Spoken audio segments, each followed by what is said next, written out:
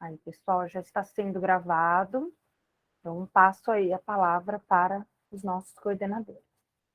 Obrigada.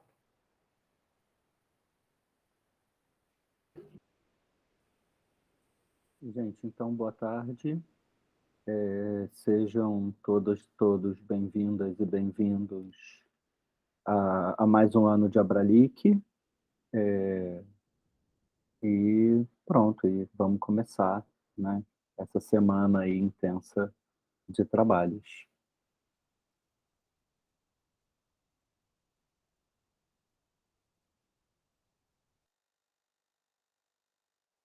Roberta, Renata? Bom. Então, boa tarde a todos, mais uma vez, né? Agradeço aí a confiança de vocês em terem o interesse, a vontade de participar do nosso simpósio, né? Em mais uma edição. Ele tem dado muito certo, né?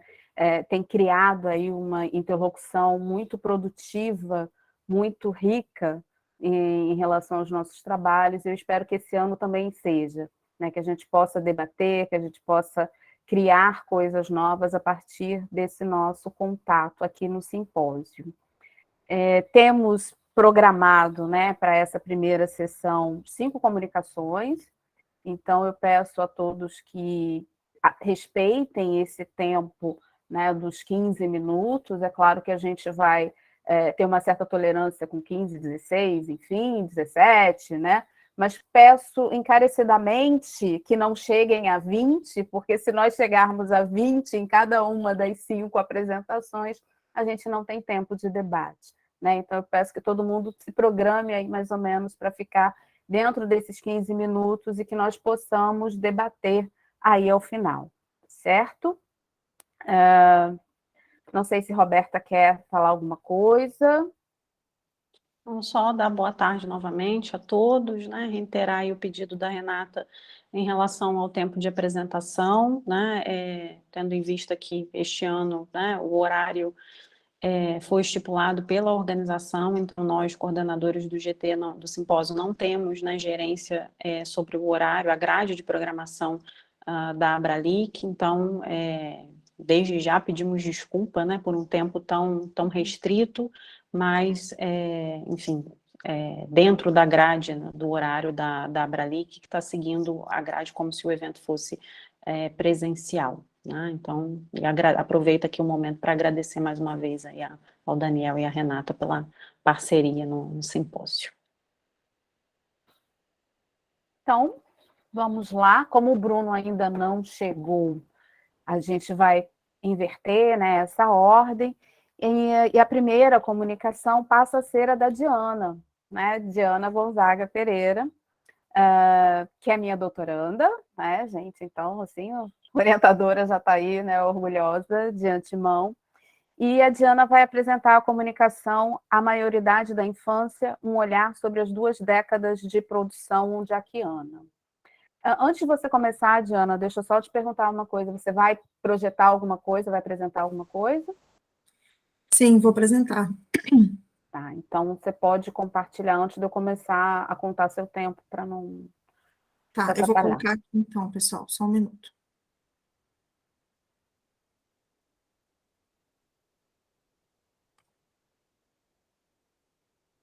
Tudo certo? Todo mundo vendo?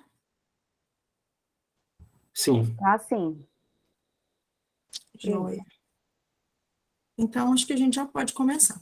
Então, fica à vontade, meu bem. Bom, pessoal, boa tarde. Mais uma vez, um prazer estar aqui, né? Falava agora há pouco com o Renato, né? Eu tô bem baqueada hoje de gripe, não é Covid, já fiz o teste, mas, enfim, queria ter trazido uma apresentação mais bem preparada, mas como a gente comentava, né, Renato, esse momento é sempre de partilha, né, sempre de muito aproveitamento, então vamos curtir, porque a gente aprende muito. E peço desculpas de antemão e ajuda também para as minhas dúvidas, porque na verdade o que eu trouxe aqui hoje, como o título diz, né, é um olhar sobre essas 2 décadas de produção. Então tem muita coisa que pode ser vista, tem muita coisa que eu provavelmente não vi, E para isso, na verdade, eu quis compartilhar uma série de observações para a gente depois discutir, enfim, para depois render um estudo mais direitinho, mais organizado disso tudo. Bom, a primeira coisa, só um minuto, tá passando aí, gente? Não, pera. Vocês Passou, isso, passou. beleza. Bom, então, a primeira coisa, a gente, para falar, né, dessas 2 décadas de produção literária do Ondiak, a gente pega um pouquinho para falar das literaturas africanas de língua portuguesa de um modo geral, né? E aí vale a pena reafirmar aquilo que é sempre dito, né? Que o papel que essas literaturas tiveram na história desses países africanos de língua portuguesa. E aqui eu vou fazer esse recorte para Angola, né? Por causa do meu objeto, que é o Ondiak. Então, quando a gente fala em literatura angolana, em história angolana, a literatura está intimamente ligada, né?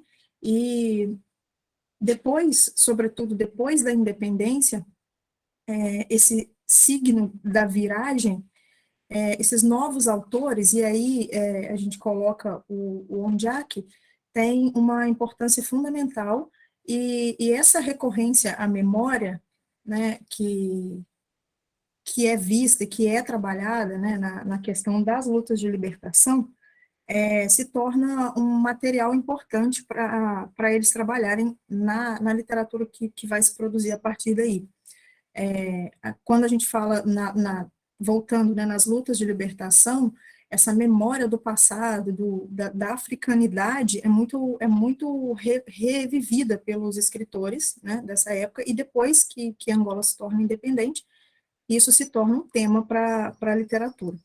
Essa ideia de romper com o passado, né, romper com o colonizador e voltar a buscar uma identidade africana, enfim.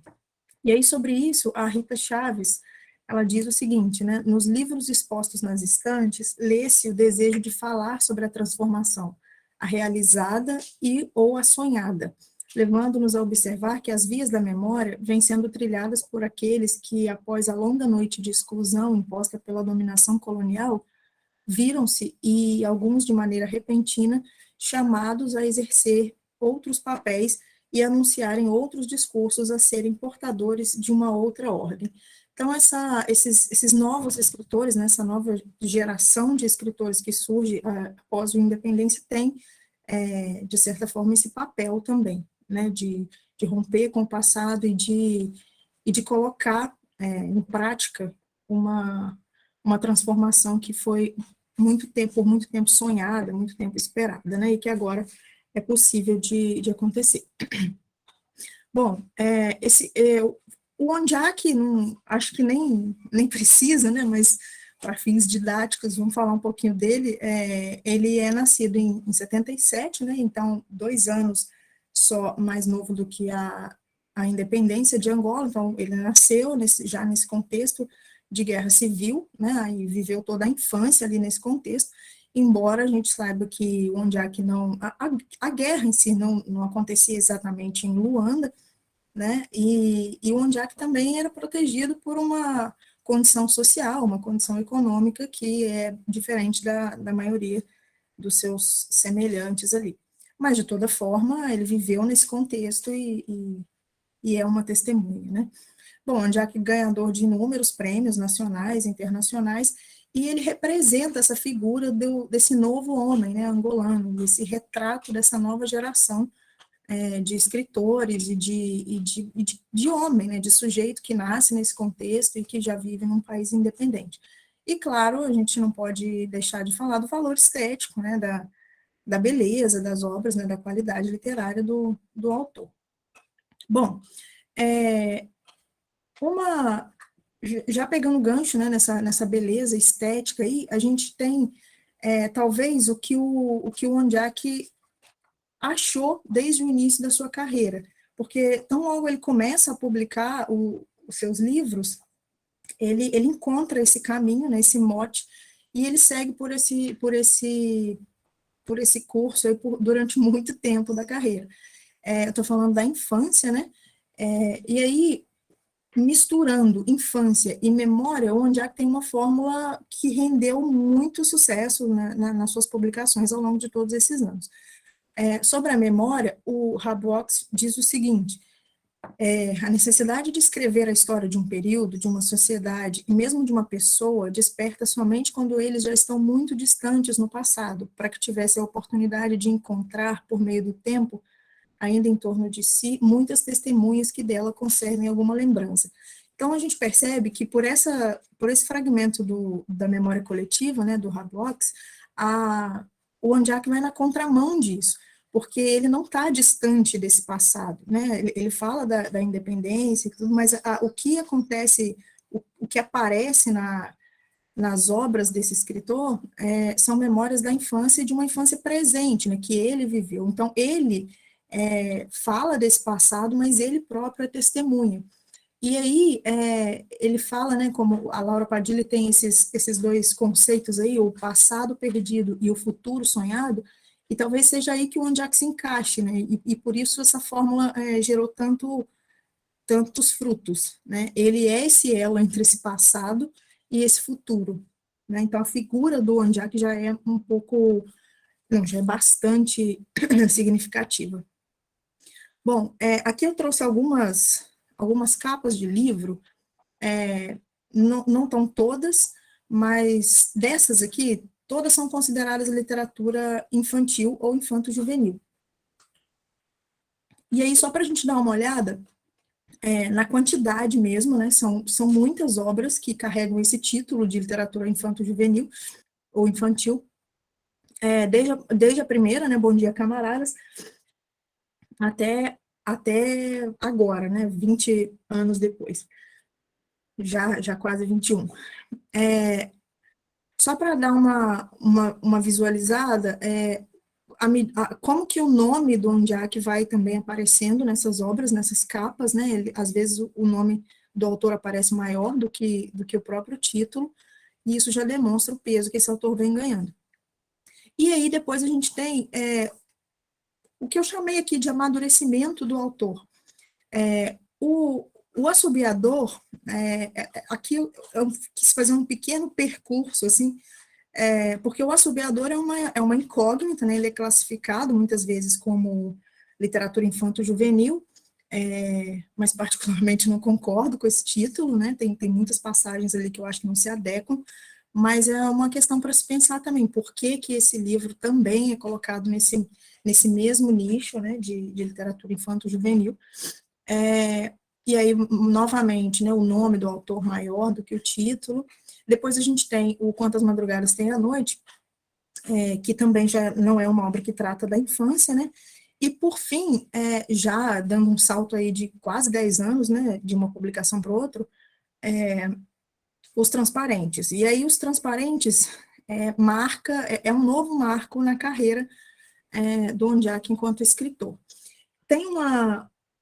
Eu tirei aqui de trás do livro, né, da contracapa do próprio livro, Os Transparentes, uma crítica, né, do Antônio Rodrigues, um jornalista, e ele diz o seguinte: aos 35 anos, Ondiak atinge o lugar para onde a sua escrita prometia encaminhar-se desde sempre. Ondiak chega com este livro nos lugares mais altos da literatura angolana. Então fica para nós uma questão aí para pensar, né? Por que essa consagração da carreira do Ondiak se dá com uma obra voltada para um outro tipo de público, se quase a maioria de toda a produção dele é voltada para crianças e para o público, né? Qual a fórmula vem dando muito certo, mas o ápice, né, a cereja do bolo se dá com uma obra que não é de literatura infanto-juvenil e que não é direcionada a esse público. Então, é uma questão para se pensar. E aí, assim, claro, quando a gente fala não é direcionado, né, e aí de acordo com o mercado editorial mesmo, não quer dizer que seja para alguém específico ler ou não ler, né. E aí depois a gente tem uma outra questão também que pode ser uma hipótese, né, que vai tratar do sistema literário e o sistema educacional.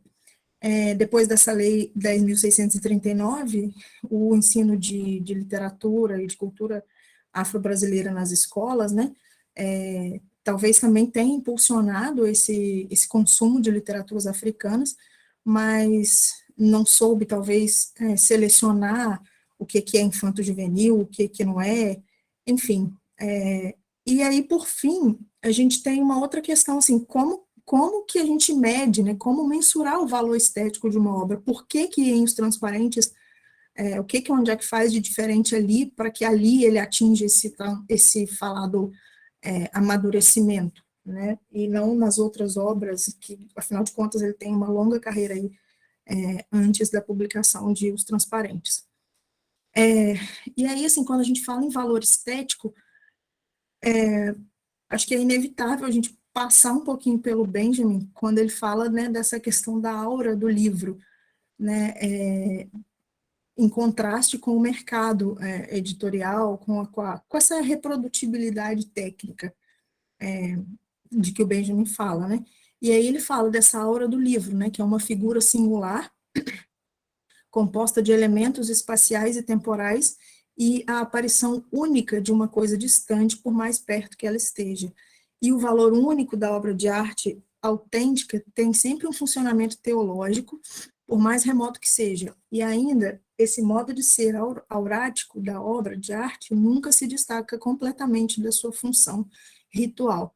Então, a gente tem, de um lado, né, esse valor estético que talvez esteja associada diretamente a essa aura do livro, né, o que eles chamam de aura, pelo caráter único, pelo caráter, pela beleza da obra, e principalmente pelo fato de não ser reproduzida aos montes, né, e aí a gente, em contraste com a aura do mercado, que precisa, segundo a Zilberman, ela diz o seguinte, né, o modo de produção capitalista tem a sua cota de participação no processo, pois os interesses econômicos prescrevem que mercadorias apareçam e circulem, e entre elas contam-se as obras impressas, consideradas tanto melhores se gerarem dividendos aos investidores.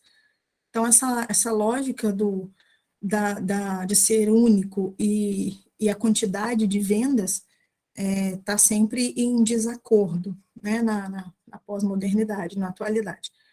E depois tem uma outra questão que fala sobre o ritual da edição de livros, né, que o Gomberg vai falar, que isso passa, de certo modo, por uma procura de autores que vão reforçar o catálogo da editora e farão dela um empreendimento de sucesso.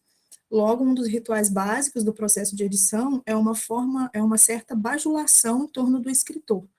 O autor e o editor estabelecem uma relação de confiança mútua que irá ser fundamental para o sucesso na edição da obra. E aí, dificilmente, um autor que não simpatize com o editor ou vice-versa seguirão o processo. Então, assim, a gente tem formas aqui, né, fórmulas de vendas, de marketing, estratégias que vão de encontro ao conceito do Benjamin, né, e aí a gente pensa onde o Ondiak pode se encaixar no meio disso tudo, né, e não é mentira que eu não chamaria de bajulação, mas essa promoção em torno do autor, do Ondiak, né, é bastante nítida, e, sobretudo, talvez por conta de ser um autor africano, né, e de isso também já render mercado, né, para o marketing. E aí, aqui tem sobre isso, né, tem um exemplo do nome do Ondiak no mercado editorial. Aqui ele contando, né, no Roda Viva, como que o Bom Dia Camarada surgiu, né, que ele fala que foi de uma proposta de um editor, o editor perguntou se tinha alguma coisa a ver com essa questão da independência que a editora queria, e ele disse que tinha, apesar de não ter um trabalho pronto, ele disse que tinha, e assim ele começa a publicar, né, o Bom Dia Camaradas, que foi um sucesso, né, um marco aí na carreira inicial desse escritor. E aí já tem aqui já quis trazer um outro momento, que é um livro recente do Ondiak, e aí a editora já colocou no cantinho os 20 anos literários, né, esse tempo também já se torna um recurso de marketing para o mercado e para o autor. Bom, e aí, só já caminhando para o final, como a gente está falando aqui dos usos políticos, né, da memória, e, enfim, eu quis falar um pouquinho sobre os usos políticos da obra do Ondiak, né? E aí, assim, quando a gente fala em memória, é difícil se desvincular da política, né? Então, quando a gente escolhe o que lembra e o que esquece, enfim, a memória é política, né? Então, quando a gente tem um autor que faz quase toda a sua carreira em torno disso, é difícil não se apropriar dessa questão política também ali nas obras do Ondiak. Uma outra coisa que talvez tenha agradado ao mercado e ao público é essa ideia de África, né, de África inocente e pueril que aparece tanto nas obras do Ondiak. É claro que uma leitura um pouquinho mais atenta já denuncia muitos aspectos que não tem nada de inocentes, né, de pueris, mas talvez por colocar isso como um gênero infanto-juvenil, infantil, remeta a essa ideia, né, de África, que o Ocidente gosta de propagar. A gente fala também de uma literatura otimista, né, e a literatura do Ondiak, de certa forma, é isso, e ele já deixou claro, enquanto escritor, né, que ele não, apesar de ter vivido num contexto de guerra e de violência, enfim, de todas as privações que a guerra provoca, né, ele, enquanto criança, não teve uma infância triste, né, consegue ver esse otimismo que reflete o povo angolano também. A ideia de ser um autor africano, né, e aí a gente ganha um destaque para as literaturas africanas de língua portuguesa circularem, apesar de todas as questões de mercado, inclusive. Essa ideia do sofrimento da guerra também é recorrente, e acho que esse tema também é bastante sedutor, né, no sentido de quem busca por história, por essa mescla, né, de história e de literatura. E um outro fato é a figura do próprio Ondiak, né? A oratória dele é interessante, ele é uma pessoa que fala muito bem, que tem um pensamento muito bem articulado, então ele, por si só, também já se torna uma figura, de certa forma, política, né? Que representa muita coisa no cenário atual.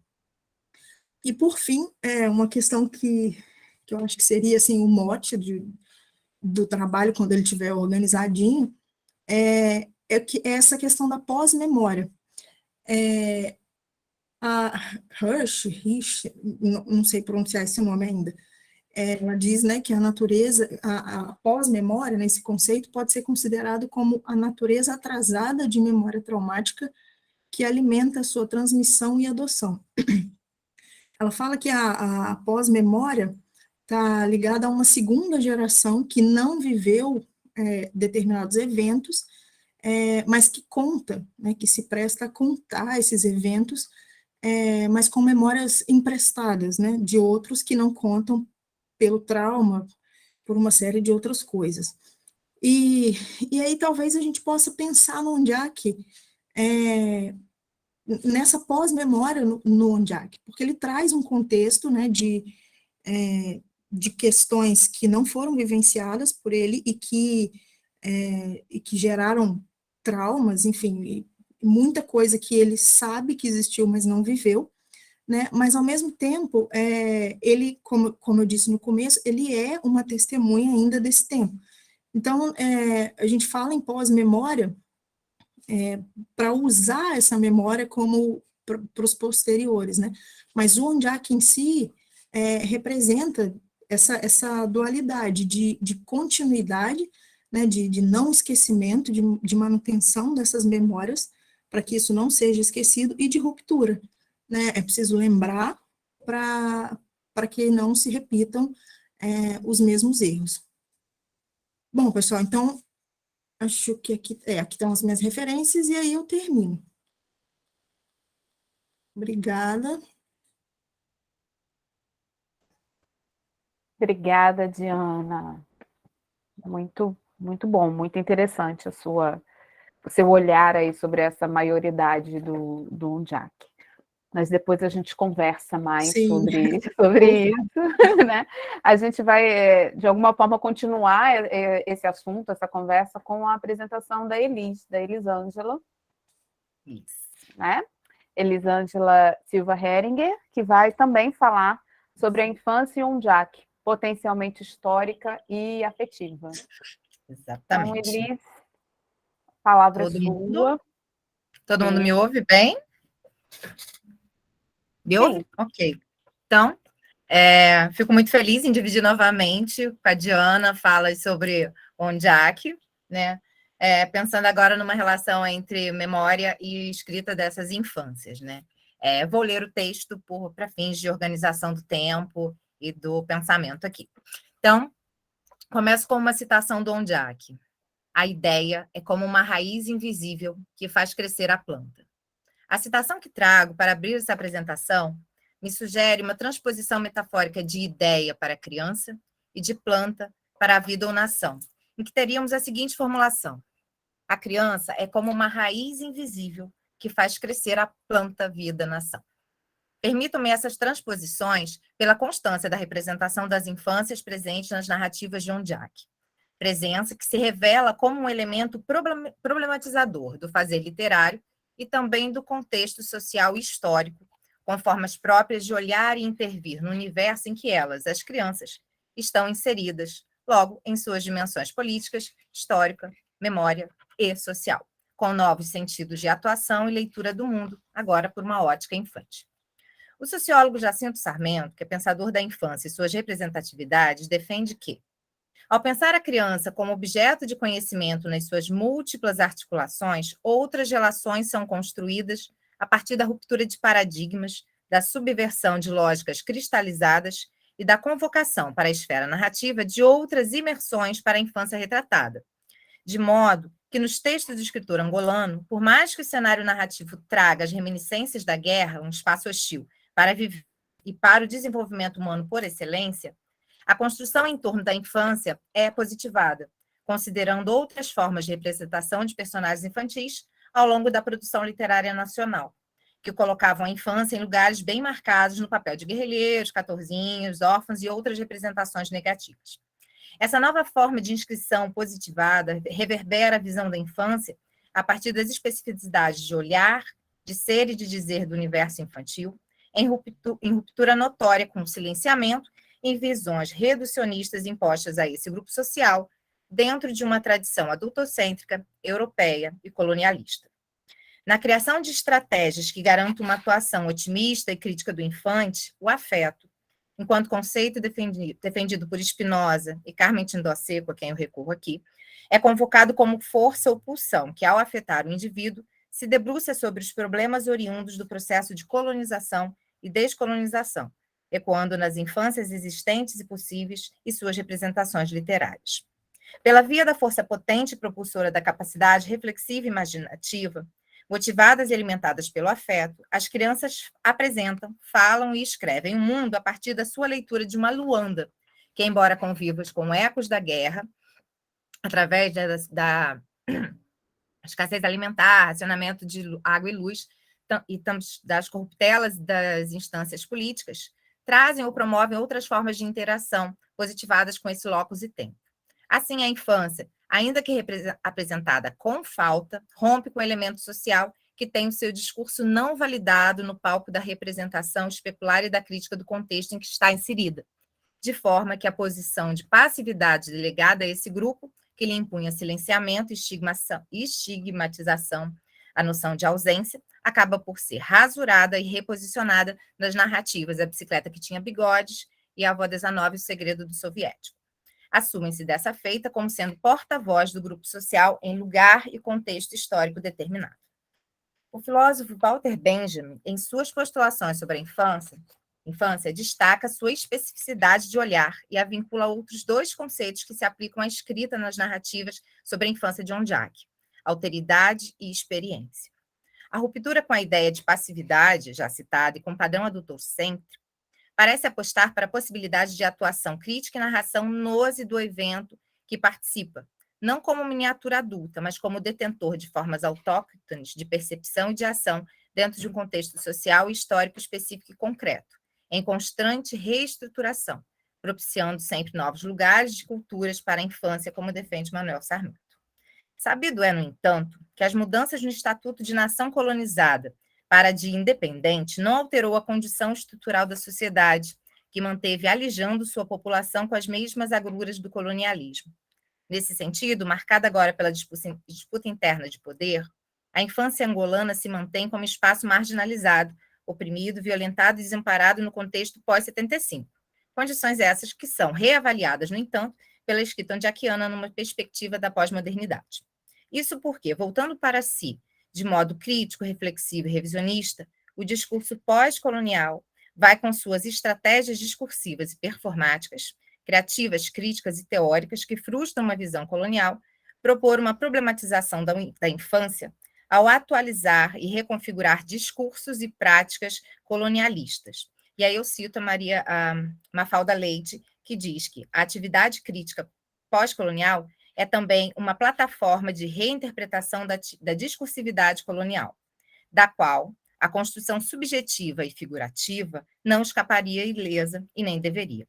Assim, a infância aflora aqui como um lugar e subjetividade outras para problematizar as bases, as permanências e as dissonâncias do neocolonialismo e das novas estruturas opressoras.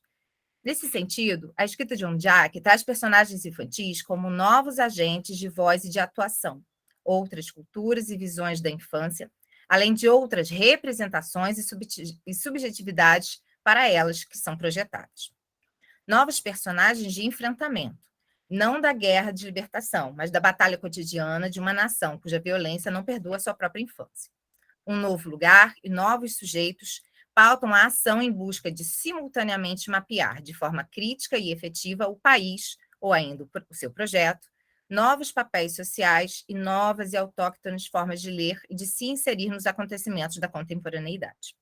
A representação infantil assumida em diálogo com o revisionismo da história e sua problematização, o estatuto da memória e de quem a produz, a detém e a propaga, ganha palco, relevância e projeção. No entanto, essa representatividade destaca que a infância ainda ocupa um entrelugar, referente a tempos presente, passado e futuro, e entre discurso autorizado e não autorizado para pontuar as questões vitais para o grupo social e a nação, e também para a construção e o registro da própria história.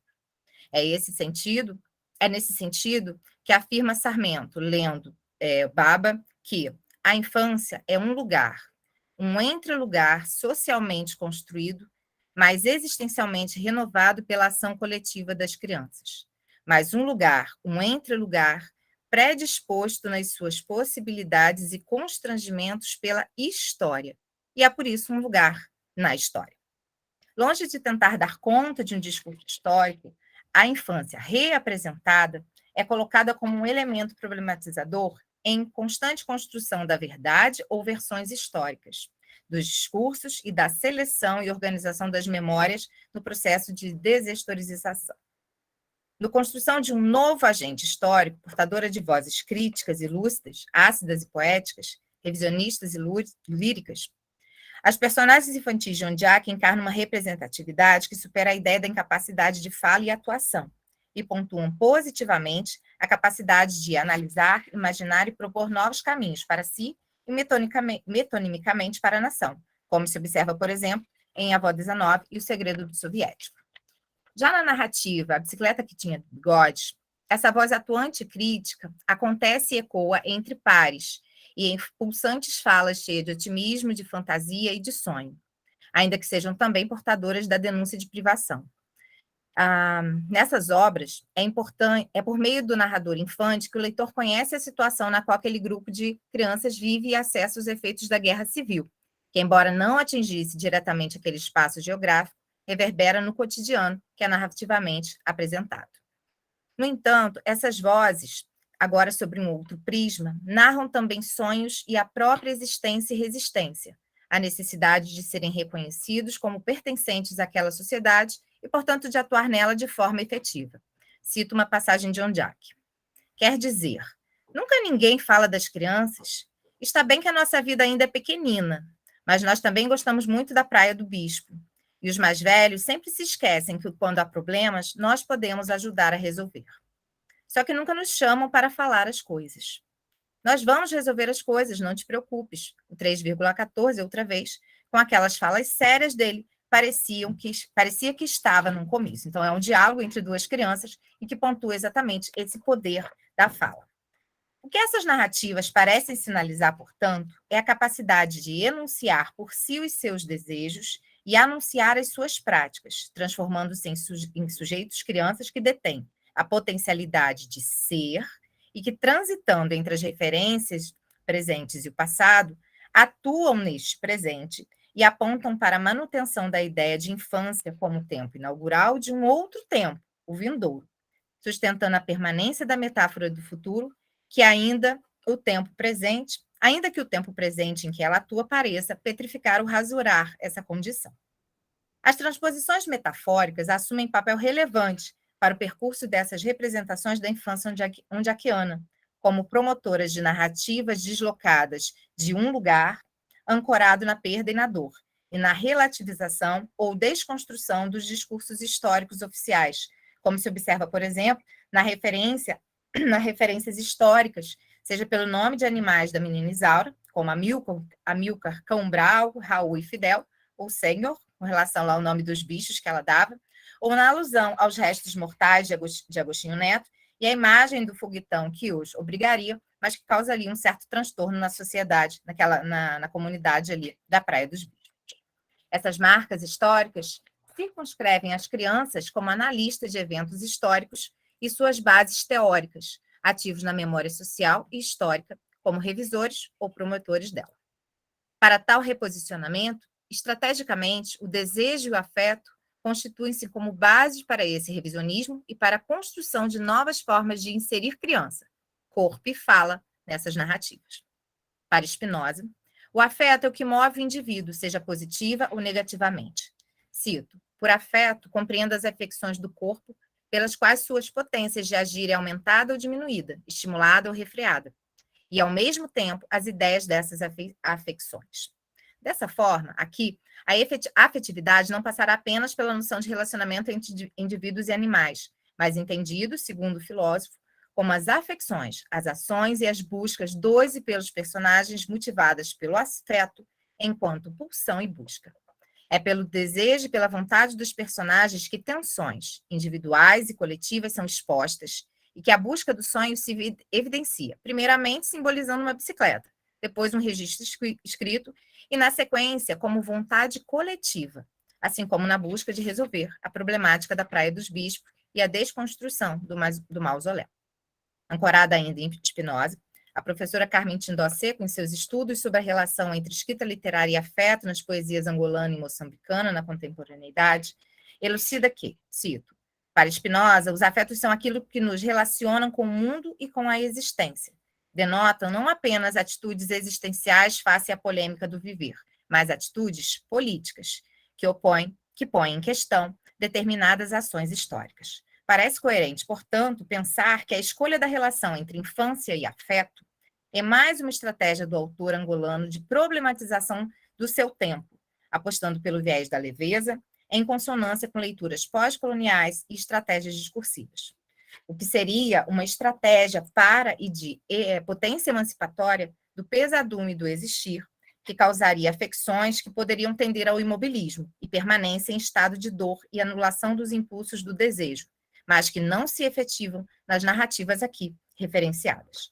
Os meninos das narrativas, diante do desejo de um resultado ou de um objeto, reconhecem a necessidade de percorrer um trajeto atuante. Inicialmente, o sonho é individualizado, único. No entanto, nessa representação infantil, extrapola os limites do persona e assume a esfera do corpo coletivo, ainda que sejam os meninos os porta-vozes dessa coletividade. Compartilhando seu sonho coletivo, buscam replicar o seu desejo e encontram nos seus pares e na rede de afeto do bairro a adesão e a ampliação de sua voz nas crianças e nos adultos. Eles se projetam na pulsão oriunda do afeto para se movimentar, superando as adversidades e alcançando uma consciência de sua inserção ativa dentro de uma teia social. O desejo do menino acaba por ser o desejo do homem angolano. Na esfera do afeto, alcança o corpo social e a consciência de mobilização e de ação para a obtenção de um propósito maior para a sociedade. O que as narrativas sugestionam é que o afeto pode e precisa estar relacionado dentro de uma nação com um histórico de lutas para a libertação, com propostas de melhoria para a vida política e existencial da população, com o coletivo. O que afeta o corpo tomado como desejo individual precisa ecoar, refletir e atingir o corpo social, no nível coletivo, por meio do pensar e do agir, para que possam criar novas histórias, no e pelo corpo individual, coletivo, memorialístico, existencial, histórico e político. Ou seja, o sonho infantil, como algo incipiente, precisa ser alimentado, até que ele consiga se materializar e seus reflexos mantidos como um ideal de constante luta para reposicionamento, vozes unas e ainda assim coletivas. Enaltecer e alimentar a capacidade de mobilização em busca de algo e da superação das dificuldades que se põem entre o sonhado como afecção e o sonho como produto. Não seria a pretensão de ganhar bicicletas e nem prendas possíveis, como se observa em A Bicicleta que Tinha Bigodes, e nem a destruição do mausoléu e a manutenção da Praia do Bispo, como em Avó 19, O Segredo do Soviético. Mas talvez a grande mensagem a ser ensinada por esse infante ondiaquiano seja a necessidade de desejar e sonhar ainda e sempre, porque não são atos individuais, mas socialmente desejáveis e urgentes, visando uma construção criativa e otimista de outros caminhos para a nação. Pois, conforme sugerem Jobim e Souza, cito, o desejo não é uma energia indiferenciada e nem uma função de desordem, mas um modo de construir algo, ou melhor, o que impulsiona a produção de algo. Para finalizar, então, o afeto pelo e para o otimismo, que é uma marca estilística e ideológica do autor, figura como estratégia recorrente, utilizada na construção de suas obras, que sinaliza para a manutenção da metáfora do porvir inscrita na infância e associada à necessidade de humanizar a vida em meio a ambientes de escassez e conflitos que poderiam embrutecer a fantasia e roubar os sonhos, relegando-os à não existência no cenário pós-colonial de Angola. Pulsões e afetos e sonhos precisam ser encarados não como uma utopia, mas como um movimento. E não se pode negar que, para retratar a infância, o escritor Ondiak se vale dessa premissa, porque é certo, cito, não há bicicletas, mas há gelado. Ou seja, há uma realidade bruta, mas ainda há e também leveza e afeto na forma de nela atuar. Muito obrigada. Obrigada, Elis. Eu estou aqui na função ingrata, né, de lembrar do tempo. Tudo bem, faz parte do processo. Faz parte do processo, mas obrigada pela leitura também tão delicada, tão atenta do Ondiak. Né? E continuamos, então, a nossa sessão agora com a apresentação da Isabela Lapa Silva, que vai falar sobre a Djamília Pereira de Almeida. Né? O título da sua comunicação é Um Álbum de Palavras, Relações da Obra Esse Cabelo, de Djamília Pereira de Almeida, com a fotografia. Então, Isabela, fique à vontade. Você vai projetar alguma coisa?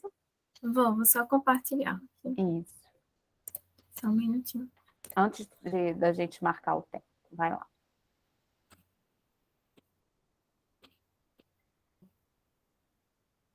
Chegou aí? Tá aparecendo? Tá, sim.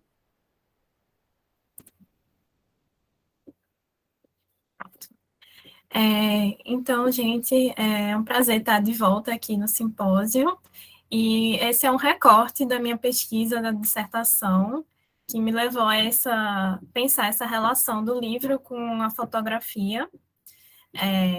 E, assim, para apresentar brevemente, que eu também acho que nem precisa mais de apresentação, né? Essa da foto é de Djamília Pereira de Almeida, né? E o livro que é objeto da comunicação, da minha dissertação, é Esse Cabelo.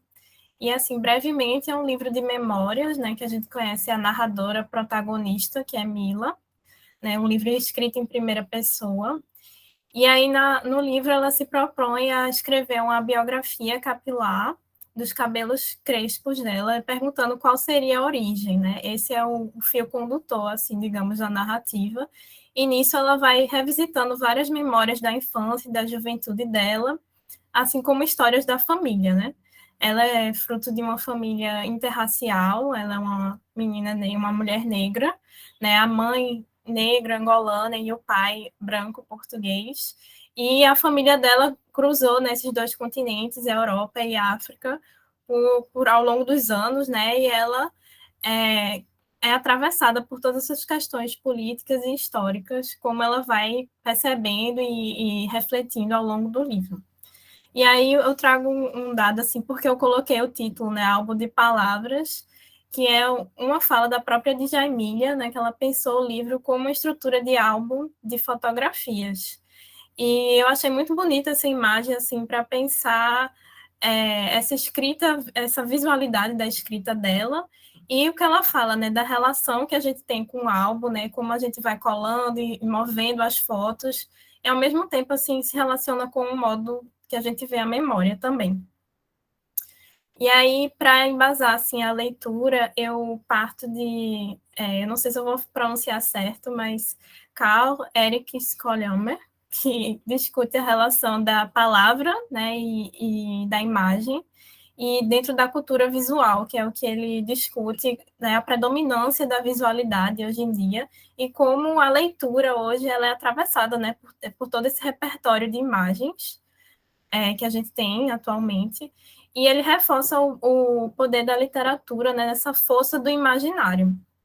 Né, e ele fala, né, desse poder da literatura de criar visões do pensamento, né, de regular essa visão interior em contraposição a esse mar de imagens, né, um tempo que a gente se dedica para ler com mais calma essas imagens. E aí, trazendo para o contexto da obra, pensar, né, como essa narrativa é importante, né, essa narradora protagonista que fala desse passado português, né, entre mundos, entre cores e cidades, como diz Margarida Calafate Ribeiro, para repensar esse passado violento português. E ela, né, como mulher negra que cresceu em Portugal e veio ainda muito pequena de Angola para cá. E também trago Bell Hooks, que nesse ensaio que ela pensa a relação de artistas visuais negros nesse mundo visual também, e falando da importância de retomar, né, resgatar essa negociação com a autoimagem para criar imagens contra-hegemônicas, né, e que nenhum poder é absoluto para a imaginação. E aí são vários os momentos em que as fotografias surgem na narrativa, né, imagens de um modo geral, mas aqui pensando mais na fotografia, ela menciona muitos arquivos pessoais, álbuns, porta-retratos, fotos oficiais, tem também menções a takes de vídeos caseiros, além de propagandas, filmes, e é incontornável não pensar na relação da fotografia com a memória também.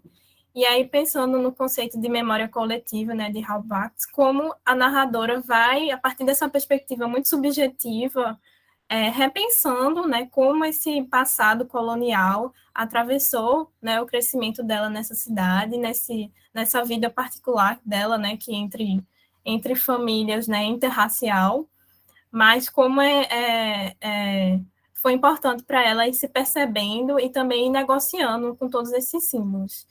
E também eu toco no ponto da pós-memória, né, para ela se entender como uma personagem de identidade diaspórica e entender como lidar, né, com essa herança tão marcante e qual o lugar dela nessa família.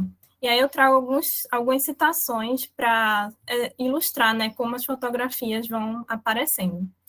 E aí a narradora diz: tenho diante de mim fotografias de famílias antigas que folheio à procura de sentidos, ligações, uma explicação para tudo. As explicações que procuramos são, por vezes, um bando nunca avistado. Não existe explicação, embora não falemos de outra coisa. E aí ela, né, mostra como ela se relaciona com esse álbum da família dela tão diversa, né, tão cheias de etnias e origens e cruzamentos ao longo de dois continentes, e como ela procura qual o lugar, né, e qual o sentido dela nessas relações. Numa fotografia preto e branco, danço com um chapéu de chuva no centro da praça, ao serão, radiante, exclamando, olhem, com a exuberância que me caracteriza, sumida agora para o murmurar com que acompanho as tuas linhas.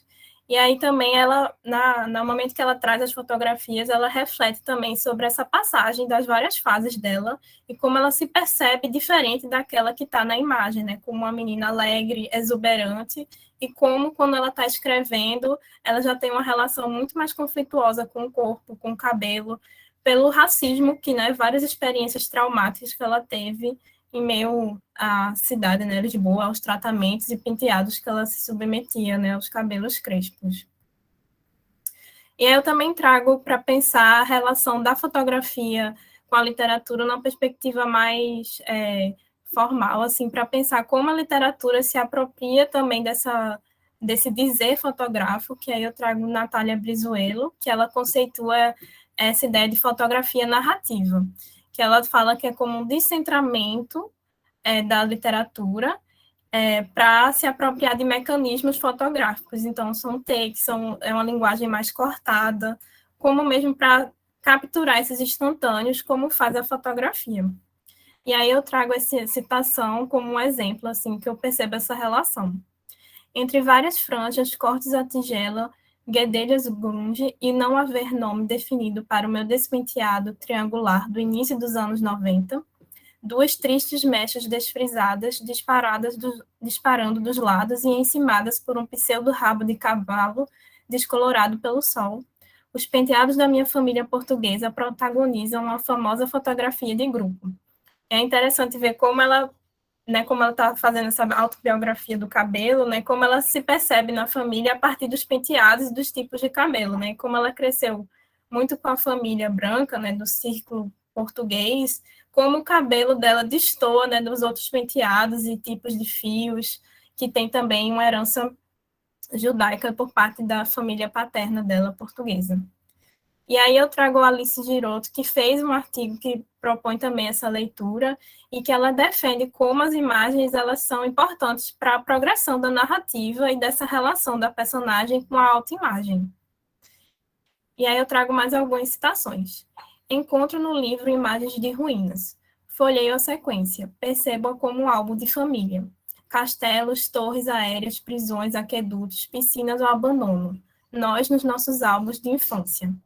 É interessante pensar como ela pega as paisagens, né, sobrepondo essas paisagens descritas rapidamente, como as fases, como se fosse num álbum de família, né, dessa relação com a passagem do tempo e a passagem das gerações até chegar nela. Não nos podemos eximir de nos reencontrarmos como produto das nossas marcas que a nossa incúria deixou nos nossos arquivos, exatamente como se nos apercebêssemos de que o propósito da cura, do zelo do restaurador, fosse não o de zelar pela matéria do registro, mas por aquilo que nos chega de quanto registramos. E aí ela vai percebendo essa relação com as fotografias como um olhar sobre esse passado também, como isso vai alterando à medida que ela redescobre memórias e repensa elas na sua própria história. E aí, para pensar um pouco sobre o elemento, né, da fotografia, eu trago Susan Sontag, que discute o quanto a fotografia ocupa vários papéis, né, na modernidade, e que um deles é que ela é um instrumento de poder, né? Quem fotografa, quem é fotografado, o que levou aquela fotografia a acontecer, e que ela é sempre uma imagem, mas é também um objeto, né? Como parte do mundo, né? Pedaços do mundo.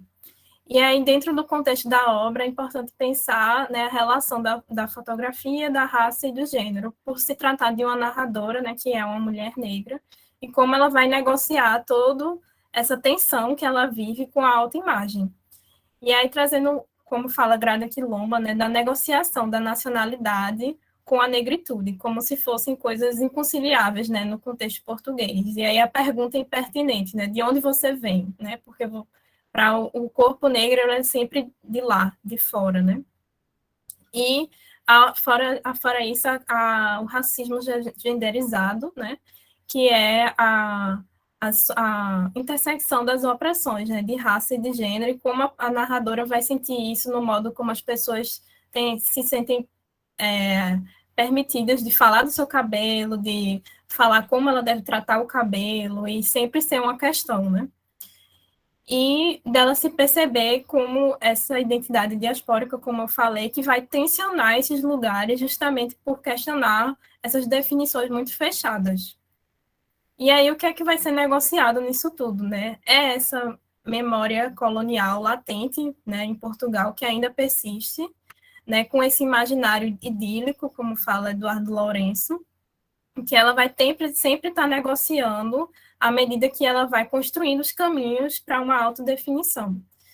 E aí, para finalizar já, eu trago dois exemplos que são imagens, digamos assim, como diz Schollamer, que são imagens visíveis, em contraposição às imagens visíveis, né, que são escritas. E aí ela interpõe essas duas imagens, uma que é uma imagem símbolo da luta pelos direitos civis nos Estados Unidos, de Elizabeth Eckford, que ela nomeia como uma radiografia da alma, e que ela faz uma leitura, né, dessa imagem a partir do preconceito internalizado que ela vive sobre uma autoimagem, né, da relação dela com o espelho, né, que ela diz: esta imagem captura o supremacista em mim, o espírito agressor que me estraga todos os dias, por muito que nada ou ninguém me agrida ou tenha agredido de fora. O supremacista implícito na timidez reticente e magoada de tantos cabelos crespos com que me cruzo por Lisboa. E a outra imagem que eu também trouxe é a segunda que aparece, né, no fluxo da narrativa, que é de Ed Cantor, que era um ator judeu, branco, né, e ele tá com blackface, que era muito utilizado, né, na época, nos Estados Unidos, e ela não se refere diretamente à imagem, né, mas é interessante pensar como a imagem também, assim como os discursos, né, atravessa, né, e como esse blackface com os estereótipos e as caricaturas de traços, né, afros, também marcam a relação dela com o próprio corpo. E como ela vai perceber que ela negociar com isso é um caminho para ela conseguir lidar, né, com a imagem de uma forma positiva, né? E aí eu retomo também Bell Hooks, né, que é para ela conseguir imaginar-se, né, outros caminhos nessa cultura visual da branquitude, né? Que ela fala assim: perceber que é execrável é não ser capaz de acarinhar o conceito paupérrimo emprestado daquilo que também sou.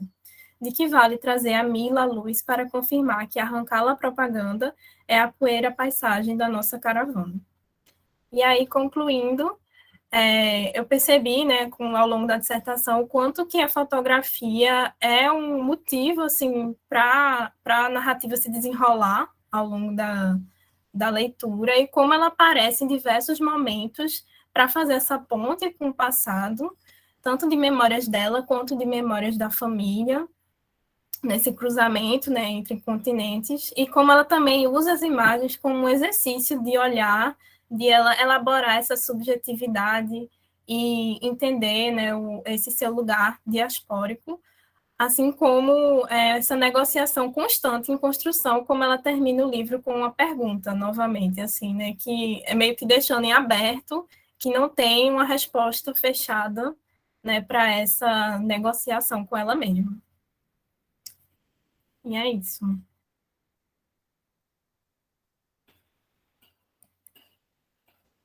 Obrigada, Isabela, pela apresentação, né, para lá de instigante, de interessante. Parabéns. Né? E podemos passar, então, para o Lueldo, né? Lueldo, é só você, a Raimunda não veio, é isso? Não, ela não poderá apresentar juntamente Tá comigo. bom, tá ok, querido. Né? Mas o Lueldo vai, então, apresentar a comunicação, a memória e a história no arquivo pessoal do escritor piauiense Fontes Ibiapina, 2 questões e um legado. Você vai projetar alguma tela, alguma coisa? Então, pode ficar à Sim, vontade, sim. tá? Certo.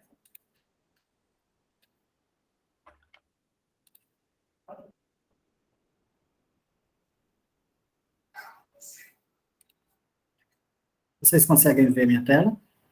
Sim. Bom, gente, primeiramente, boa tarde a todos. Deixa eu só marcar aqui meu tempo para não me perder. Boa tarde a todos. Sou Lueldo Teixeira. O que eu vou apresentar hoje, a comunicação que apresentarei agora à tarde, é um recorte da minha dissertação de mestrado. Vou falar um pouco sobre o meu objeto de estudo, que é o arquivo pessoal do escritor piauiense Fontes Ibiapina. Então, estou trabalhando essas duas perspectivas, a memória e a história deste escritor piauiense. Deixa eu só...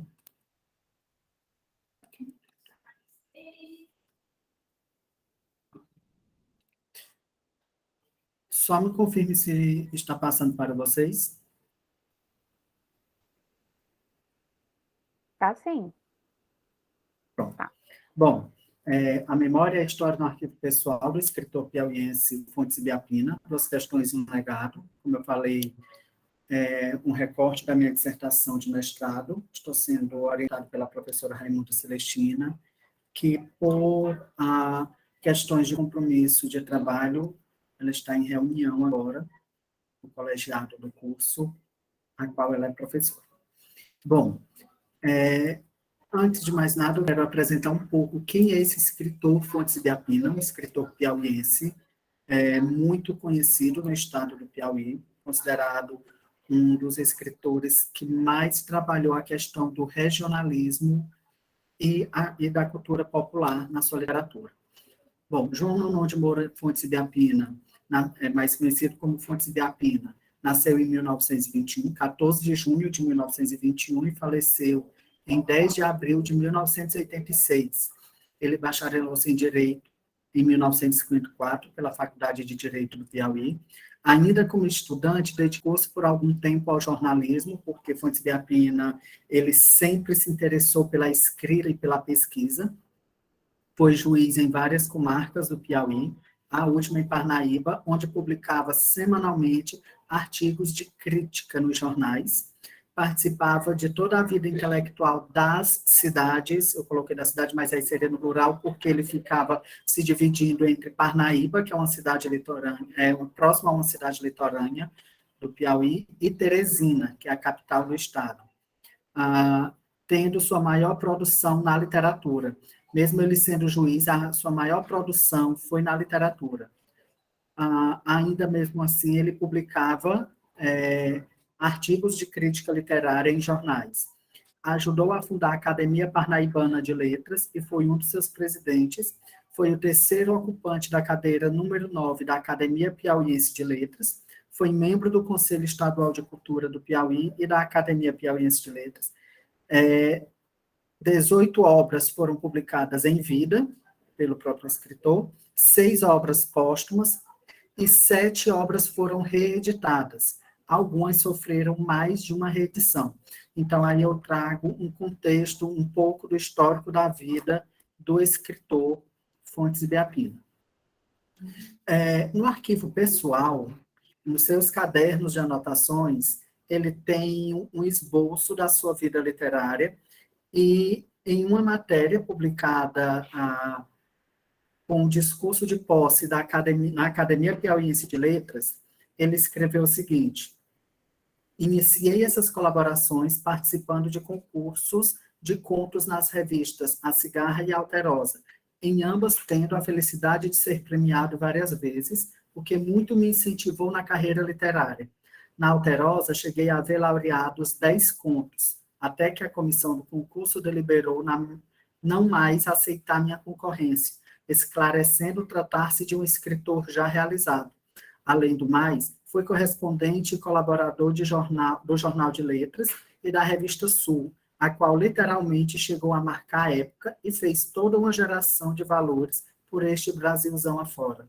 Posteriormente, decidi deixar de lado essas atividades para, no setor intelectual, me dedicar exclusivamente às minhas produções, cuja bagagem, a esta altura, já vai bem volumosa. Aqui Fontes Ibiapina está justificando como ele iniciou essa carreira literária dele. Ele começa a escrever timidamente seus contos em 1950, mas ele só vai publicar seu primeiro livro em 1958, quando ele diz que pegou esses contos que ele vencia em concursos literários, na revista Alterosa, por exemplo, que ele diz que publicou publicou 10 artigos, esses contos, na verdade, não era artigo, desculpa, esses contos, ele reúne e publica no livro Chão de Meu Deus, em 1958. Esse livro, Chão de Meu Deus, ele sofre uma reedição, ele é reeditado no ano de 2009, que é essa segunda capa. Os 2 primeiros livros publicados do escritor foi Chão de Meu Deus, em 1958, e Brocotós, 1961, que é a reunião dos contos que ele publicava na revista Alterosa e A Cigarra. Porém, apesar de Chão de Meu Deus ser o primeiro livro publicado, não foi o primeiro livro escrito por Fontes de Apina. O primeiro livro escrito foi Vida Gemida em Samambaia. Ele inicia a escrita desse livro em 20 de março de 1953 e encerra a escrita dele em 26 de outubro de 1953. Mas só em 1985 ele publica o livro, quando ele vence o primeiro prêmio do 7º Concurso Nacional do Clube do Livro, em São Paulo. Quando ele escreve, ele encerra a escrita desse livro em 26 de outubro de 1953, ele deixa em stand-by, ele deixa ali engavetado. E em 1957, ele escreve o conto 32, que é essa segunda capa. E esse conto 32, ele expande as pesquisas desse livro Vida Gemida em Samambaia. Esse livro retrata a seca de 32, que tanto assolou o estado do Piauí, o Nordeste, bem como, mais especificamente, o estado do Piauí. Em 1957, ele escreve 32 e expande a pesquisa dele, gerando vários documentos de processo. Então, esse conto 32, que foi publicado posteriormente, ele vai influenciar a reescrita de Vida Gemida Samambaia, que também é publicado em segunda edição no ano de 1998. A obra mais reeditada de Fontes de Apina é a obra Palha de Arroz, escrita primeiramente em 1968, publicada em 1968. A sua segunda edição foi publicada em 1975. Posteriormente, em 2002, sofre a terceira reedição e, no ano de 2007, é publicada a quarta edição do livro. O livro fala sobre o período da ditadura, os incêndios criminosos na cidade de Teresina na década de 1940, certo? A expansão da capital do Piauí, e havia uma tentativa de desabrigar um bairro no centro da cidade, tirando aquela população pobre, para que se construíssem o polo industrial da capital. Então, começou a surgir, a acontecer vários incêndios criminosos. Fontes de Apina pega esse fato policial e ficcionaliza em sua obra. Aqui eu trago alguns documentos, alguns artefatos que estão no arquivo pessoal do escritor, que compõe. Aqui eu tenho a capa do livro Paremiologia Nordestina. Ao lado eu tenho a litogravura que deu vida à capa, é um processo de criação das capas. A contracapa do livro Paremiologia Nordestina. Aqui eu tenho a capa do livro Destinos de Contratempo, desenhado a pena com tinta a óleo. O livro Sambaíba, feito por meio da litogravura também, a ardósia. Aqui eu trago um conto do Fontes publicado na revista Alterosa, na revista número 315, de outubro de 1959. Esse artigo foi uma menção honrosa no concurso, por ele ganhar várias vezes geralmente os artigos, os contos eram escritos no máximo em 2 páginas, 3 páginas, mas por se tratar de uma menção honrosa do concurso ao escritor Fontes Ibiapina, Alterosa, uma revista mineira, ele ganhou um espaço de 4 páginas para publicar o conto. Aqui eu trago uma correspondência ativa de Fontes Ibiapina para a Câmara Cascudo, onde ele dialoga com a Câmara Cascudo sobre um livro que eles estavam publicando junto. Na verdade, a Câmara Cascudo publicando um livro sobre contos regionais, e ele escreve sobre A Lenda Não Se Pode. E aqui ele está pedindo ao escritor 2 exemplares desse livro, porque ele não encontra aqui em Teresina para comprar esses livros. Aqui eu trago um exemplo de estilogravura. Todos os livros do Fontes que têm ilustrações, as ilustrações eram feitas ou por sua prima, Dona Raimunda, mais conhecida como Tia Mudica, que é uma artista plástica, ou pelo seu filho, Aristóteles, também artista plástico. Ambos desenhavam, tanto fazia desenhos a pena, quanto xilogravura. Aqui eu trago o exemplo dos documentos que tem no arquivo pessoal do escritor, as revistas Alterosa, Cigarra, tem também a revista Peteca. Aqui eu trago os cadernos de anotações. Ele está, assim, encaixotados porque, atualmente, o arquivo está sofrendo uma mudança de sala. Aqui eu trago roteiros de aulas, porque Fontes Ibiapina também foi escritor. E ele fazia o roteiro dele, tem vários cadernos de roteiro de aulas, conteúdo. E quais são os atributos do arquivo pessoal de Fontes Ibiapina? Traz a questão da preservação da memória do patrimônio cultural do Piauí. Trata-se de uma narrativa da história do Piauí, envolvendo registros políticos e históricos. Políticos porque Fontes Ibiapina era um pesquisador nato. Desde criança ele gostava de ler, de ir atrás, e ele guardava tudo. Quando ele vem embora para Teresina, aos 20 anos, ele traz com ele uma bagagem de várias revistas que o pai dele comprava na feira para ele. E aquilo que ele se interessava por aquela matéria, ele recortava. Então, no arquivo pessoal dele, há um número exorbitante de documentos históricos, jornais, revistas. O arquivo dele também contribui para o conhecimento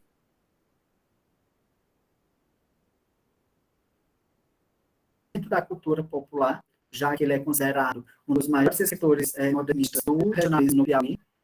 O seu arquivo salvaguarda, trata-se de uma salvaguarda da cultura do homem do sertão, acumulado pelo próprio escritor em seu arquivo. Porque o homem do sertão, ele retrata a cultura do Piauí como um todo, tanto das cidades quanto da zona rural. Quando ele é ainda vivo, ele tinha o projeto de escrever, de montar, na verdade, um museu do menino nordestino, que são aqueles brinquedos feitos artesanalmente. A carrinhos de madeira, bonecos de lata, carrinho de lata de sardinha, enfim, esses brinquedos que as crianças da zona rural, que não tinham condições de comprar brinquedos, eles mesmos faziam. O estilingue, a famosa baladeira. E também no arquivo pessoal do escritor, há registros de sua criação literária, desde manuscritos aos contos que foram publicados em revistas até os livros em primeira edição. Algumas considerações sobre o escritor. Toda a trajetória literária de Fontes Ibiapina foi resultado de anos a fio de pesquisas, as quais originaram documentos autorais e bibliográficos, dos quais fazia uso para a construção das tramas de suas obras. Esses documentos, revistas, jornais, agendas, cadernos de anotações, correspondências, livros com marginárias, ajudam a testemunhar o movimento escriturário de Fontes Ibiapina. A partir do arquivo pessoal do escritor, pode-se compreender, em termos memorialísticos e históricos, a cultura piauiense, bem como a vida do homem sertanejo em sua lida diária. Então, aqui é um pouco do que eu apresentei. um pouco do que eu me proponho a falar na minha dissertação de mestrado. Eu espero que vocês tenham compreendido um pouco da minha proposta e conhecido um pouco também de Fontes Biapina, que é um escritor que representa tão bem a cultura piauiense. Obrigado.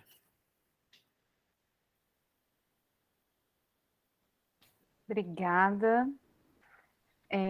De fato, eu não conhecia, né? Então, muito obrigada por me apresentar um autor que me pareceu bastante interessante, sobretudo por apresentar uma perspectiva diferente daquilo que a gente já conhece dessa literatura regionalista. Então, já valeu a pena só de ouvir você falar, viu?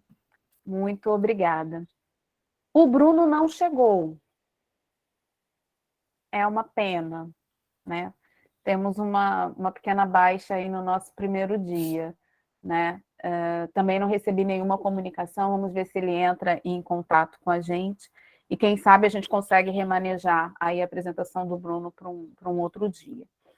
Mas já que o Bruno não veio, né, nós ganhamos aí uns minutinhos a mais para o nosso debate, né, para que a gente possa aí tentar dialogar e colocar essas apresentações em diálogo, né? Nós tivemos aqui verdadeiros álbuns de fotografia de cada um desses autores, tentar uma composição dessas infâncias, dessas trajetórias também literárias, mas eu vou deixar que vocês falem, né? Que vocês coloquem aí suas questões para os nossos apresentadores. Alguém começa? Alguém quebra esse gelo? Renato, claro! Imagina! Abralic sem Renato não é Abralic. Vamos lá. Fique à vontade, meu querido.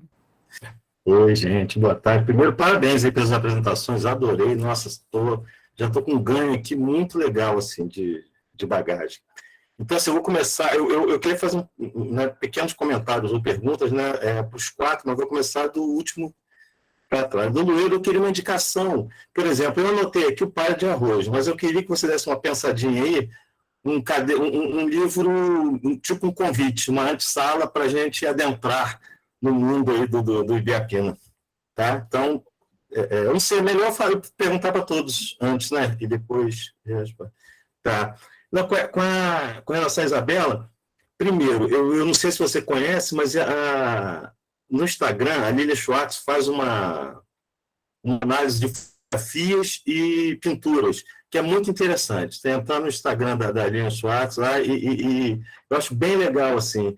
E semana passada eu fui assistir uma peça, porque aí tem a ver com, não saindo da questão da fotografia, mas na questão da visualidade, né? É uma Morte e Vida Severina, uma montanha, a Morte e Vida Severina não tem rubrica, né? É um alto, foi feita, enfim. Então, isso dá uma linha de horizonte enorme, assim, para quem for montar a peça. E o José era a cara do Karl Marx, assim, era o Marx em pessoa. Né? E eu até, na saída, a gente pôde conversar com os atores, né? E eu perguntei, eu quero primeiro cumprimentar a personagem, cumprimento José ou Karl Marx? Ele falou assim, os dois. Né? Eu achei isso muito interessante. Né? E, por último, né, essa questão do filme, né? Porque é curioso, né? Toda vez que... Todo filme é uma versão, é um olhar sobre um determinado livro, né? Então, toda vez que a gente vê um filme, a gente lê um livro antes de ver um filme, a gente faz 500, né, conjecturas visuais, né? E acaba... muito raramente batendo com quando a gente vê visualmente, porque foi feita uma outra leitura, uma outra forma de apresentar visualmente. Quando acontece o contrário, isso fica prejudicado um pouco, né? Acho que atrapalha um pouco a nossa liberdade, que a gente acaba se prendendo à imagem já vista. Né?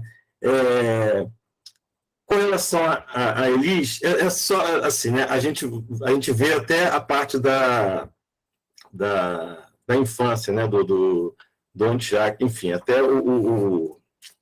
a literatura escrita por narradores meninos ou dirigida ao público infanto-juvenil.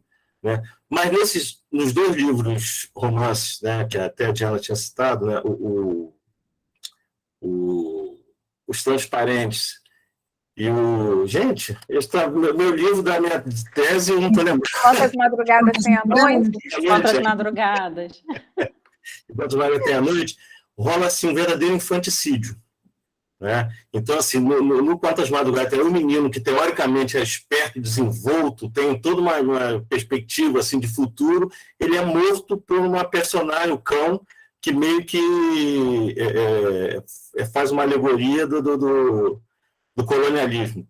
Né? E nos Transparentes, tanto o filho do cara que representa o povo, que é o ciente do Grão, morre com um tiro, né, e tal, e o menino que se chama Paizinho. Paizinho é um nome curioso, porque Paizinho pode ser, parece com país também, né? Paíszinho, Paizinho, e também foi uma personagem do Luandino, no Nós, do Maculus, tá? E também morre de forma, assim, num assalto e tudo. Então, assim, aí eu queria ver qual a sua impressão com relação a essa, se isso seria como se fosse, assim, uma releitura do papel da infância.